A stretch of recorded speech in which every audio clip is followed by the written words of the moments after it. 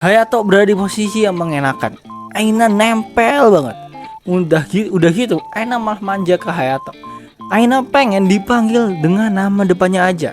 Dan Aina di sini benar-benar manja sama Hayato dan mengajak Hayato buat kenal lebih dekat dengan dirinya. Tapi di sisi lain, Arisa ternyata telah jatuh cinta kepada seorang. Jadi dia malah merobek surat cinta dari si cowok ganteng gitu. Ente mas, sambil bilang aku gak mau memiliki hubungan dengan orang yang memaksakan perasaannya sendiri dan tidak memikirkan perasaan orang lain. Makanya bang, jangan maksa. Aina dan Hayato hanya bisa melihat kegarangan dari Arisa.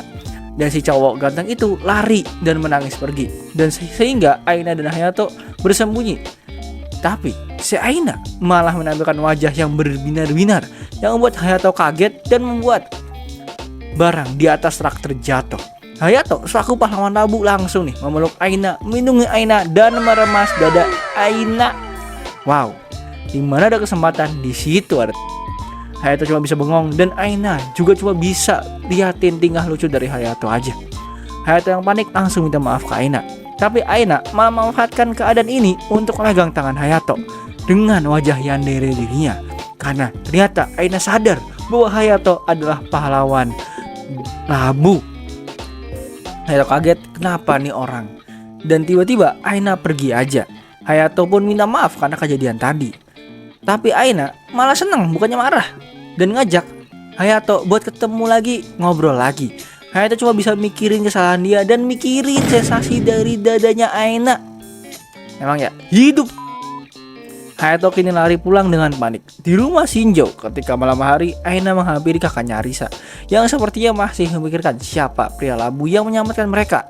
Aina juga memikirkan pikiran yang sama dengan Arisa. Apalagi mereka diselamatkan oleh pria keren di posisi tidak ada harapan. Ditambah hal tadi itu pasti bisa membuat mereka jatuh cinta pada pandangan pertama. Arisa setuju banget, dan oleh karena itu Arisa akan memberikan segalanya pada pahlawannya. Arisa ingin menjadi budak dari pria labu. Dia akan mempersembahkan hatinya, tubuhnya, dan jiwanya.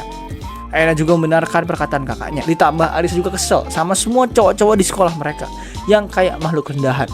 Aina pasti sama kan? Tapi kayaknya enggak. Aina malah terdiam dan badannya gemetaran. Arisa bingung adiknya kenapa. Aina terus gemetaran dan kembalilah dia ke kamarnya. Tapi sebelum berpisah dengan Aina, Arisa ngasih tahu buat Aina inget nama-nama cowok di kelas. Aina cuma oke, tapi pas Aina di kamar, Aina malah merasakan hawa panas dirinya. Hawa aneh karena dirinya sebenarnya sudah bertemu pahlawan labu dari siang tadi. Aina makin gak bisa ngontrol dirinya. Dia melepas bajunya. Dirinya mulai terlalu dalam hasratnya menggunakan bantal di kasurnya untuk membayangkan bahwa Hayato sedang menggerogotinya, menggerayangi dirinya, dan saling bertukar cinta. Dan semakin Aina merasakan hawa Hayato, dirinya makin gak bisa menahan rasa cintanya, hingga membuat diri Aina keringetan, basah, dan lemas. Intinya Aina benar-benar ingin mengandung anak dari Hayato. Kita kembali ke masa lalu. Aina dan Arisa dulu tuh sering banget dipanggil oleh wali kelasnya. Dan lu tau lah diapain kan. Dan pas Aina masuk SMP, Aina juga sering mendapatkan catcalling atau verbal. Semua cowok bicarain aset dari Aina yang ukuran cupnya itu lebih besar dari teman seumurannya. Sejak saat itu Aina merasa mual karena laki-laki selalu menatapnya dengan tatapan hina dan membuatnya mengambil keputusan untuk tidak berhubungan lagi dengan laki-laki.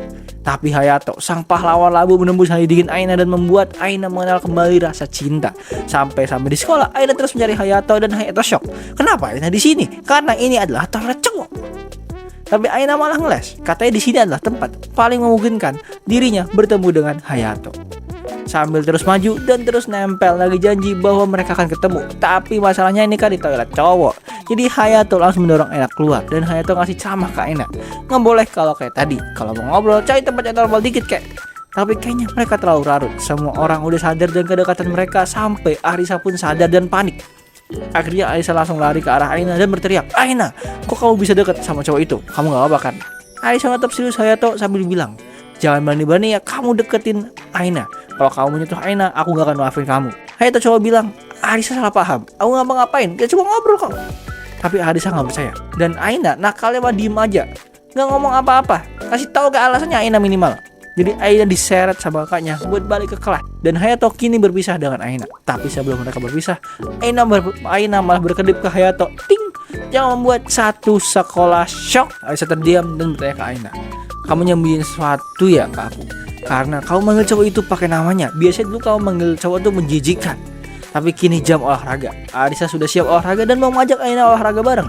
Tapi Aina malah pindah, geser ke pinggir lapangan.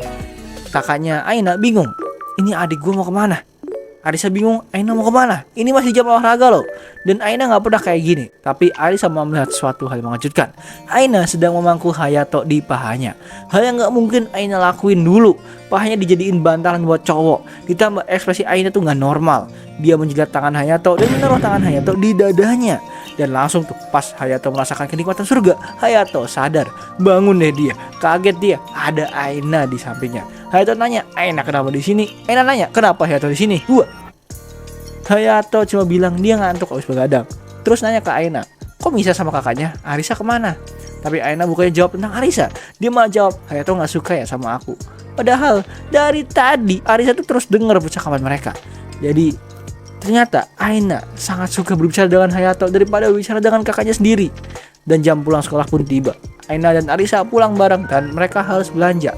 Hayato cuma bisa ngelihat mereka dan teman Hayato ngasih tahu ke Hayato kalau ada rumor katanya Aina dan Hayato itu ketemuan di toilet. Mereka tuh ngapain? Hayato cuma diam aja dan mending tanyain aja lah ke si nyawa saudaranya. Tapi Hayato kayaknya mulai bisa seneng nih dengan kehidupannya sekarang. Tapi si Arisa dalam dirinya malah dendam sama Hayato karena telah merebut Aina. Waktu Halloween tiba, Hayato memakai kostum pahlawan labunya dan temannya pun juga pada cosplay. Sumpah, temannya cosplay sih serius banget. Ada yang jadi Dracula dan ada yang jadi elf. Beda lah sama Hayato. Dan siapa ibu cantik ini by the way? Saya ingin kenalan sama ibu. Ibu teman Hayato memasakkan makanan yang enak dan menyambut Hayato dengan baik. Selayaknya keluarga harmonis yang mengingatkan Hayato dengan keluarganya sendiri. Emang ya, biar temannya rumahnya jadi tempat main itu enak ya. Mereka kini terus bermain, terus berpesta, dan diakhiri dengan foto bareng. By the way, infokan nomor ibunya. Gue mau kenalan. Barangkali janda kan Mayan. Hayato pulang dan teringat kenangan dirinya bersama keluarganya yang dulu. Setelah melihat kedekatan keluarga temannya. Dulu Hayato selalu dimarahin ibunya kalau pulang malam. Tapi gak pernah dimarahin. Dan ayahnya juga gak pernah marah sama Hayato. Dulu Hayato tuh punya keluarga yang indah banget. Tapi sekarang Hayato udah gak punya itu. Dirinya mulai merenung. Tapi dia segera move on. Karena ini adalah pesta Halloween. Buat apa sedih? Dan di sudut kota lain, Aina sama kakaknya malah datang ke mall buat belanja senjata. Biar mereka bisa melindungi diri mereka. Karena Arisa mikirnya terlalu jauh. Dia malah mikirin kalau mereka gak siap siaga, mereka bakal kena kejadian yang sama kayak kemarin. Dan juga ini semua disiapkan buat Hayato yang telah merebut si Aina. Dan Aina yang lihat ini kesel. Jadi langsung deh dia nyeret kakaknya keluar dan nyuruh kakaknya buat menikmati malam Halloween bareng-bareng. Mereka kini berjalan di jalanan kota dan melihat banyak labu yang masih mirip banget dengan topeng dari pahlawan labu yang mereka lihat. Dan setiap Arisa melihat labu ini, Arisa memikirkan pahlawan labu. Tapi Aina malah ngegoreng Arisa balik. Arisa kesel. Kenapa Aina malah mikirin Hayato terus? Mendingan mikirin pahlawan labu. Tapi Aina di sini malah bengong. Apakah kakaknya sudah tahu identitas asli dari pahlawan labu yaitu Hayato? Karena sebenarnya sampai saat ini Aina tuh masih menyembunyikan identitas asli dari pahlawan labu yaitu si Hayato. Arisa malah ngiranya Hayato mau ngerebut si Aina. Wow, Aina diam merenung. Apakah kakaknya sudah tahu identitas asli Hayato? Aina diam merenung. Apakah kakaknya sudah tahu identitas asli Hayato? Padahal mah kagak. Jadi Aina nanya nih ke Arisa. Menurut Arisa, Hayato tuh orangnya kayak gimana? Arisa jawab, Hayato adalah sampah menjijikan yang gak bisa Arisa maafkan. Ternyata pemikiran Aina salah. Karena jelas banget gak sih Hayato adalah si pahlawan labu. Itu jelas banget. Dan tiba-tiba dari samping mereka yang lagi debatin Hayato menoleh ke mereka. Dan Hayato lagi pakai topeng labu. Arisa kini melihat pahlawannya di depan matanya. Dan Hayato lari takut dirinya ketahuan. Tapi Arisa sang putri tidak akan membiarkan pangerannya lari. Jadi dia mengejar Hayato, nangkap Hayato. Tapi Hayato masih bisa lari. Dan Aina di samping Arisa cuma bisa diem doang, bengong. Karena dirinya udah gak bisa monopoli Hayato lagi. Jadi Aina langsung menghadang Hayato. Dan Arisa juga langsung menjepit Hayato. Dan kini Hayato terjepit dengan kenikmatan surgawi. Wow. Dan Arisa juga kini bertemu dengan penyelamat dirinya. Hayato diseret ke taman dan dihimpit oleh Shinja bersaudara. Arisa langsung bilang makasih ya. Dan mencurahkan isi hatinya karena dia telah bertemu dengan pangerannya yang menyelamatkan hidupnya. Dan ingin berterima kasih. Hayato coba bilang gak usah. Menoncalan dia ya. Tapi Arisa masih maksa ingin berterima kasih dan nanyain nama asli Hayato siapa. Tapi Hayato, sang pria labu, malah ngeles nama dia Jack, yang membuat Aina tertawa. Tapi Arisa malah memuji, wah nama yang indah Jack. Dan lanjut tanyain, Jack tinggal di mana? Dijawab di Amerika. Jack suka cewek kayak gimana? Dijawab suka cewek yang lembut. Sekarang Jack tinggal di mana? Di Jepang. Dijawab di Tower Mansion. Ini jelas banget adalah sandiwara lucu yang sangat chaos, yang pastinya bisa membuat Aina tertawa terbahak-bahak sampai Aina nggak sengaja nyebut nama Hayato, yang membuat Arisa shock. Kok bisa-bisanya Aina bahas Hayato padahal kan ada Jack, sang pahlawan abu penyelamat mereka, yang jelas jauh banget sama Hayato. Arisa buat denger nama Hayato aja kesel dan muak.